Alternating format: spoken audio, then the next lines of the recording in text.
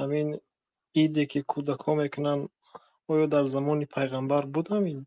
مثال خانه به خانه میگردن تحفه جمع میکنن. نه اکو این ایدها برادرای عزیز یعنی شکلی گذرانیدنش به هر طریقه باشد اجازت است گناه نباشد. کودک‌ها در مسجد شمشیر بازی میکردند. پیامبر صلی الله علیه و سلم روزی عید از مسجد آواز برآمد، از خانهشان دیده میشد، دیوالش تا سقف تا شیفت نبود دیده میشد و حضرت عایشه میگن یا رسول منم نشان دید. بعد عایشه کتف من با کتفشان مونده برداشته نشان دادن.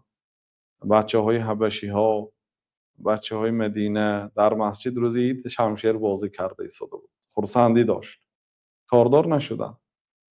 یعنی کودکا عید کند هیچ گپی ندارد، خرسندی کند، به کودکا تحفه دهیتان، خرسند کنیتان، به کودکای همسایه ها یار و دوستا در کیسه هاتان یگان تحفه یا پولی میده باشدم و همه آنها تقسیم کرده خرسند کنیتان تا اینکه آنها روز عید بودگیش حس کنند.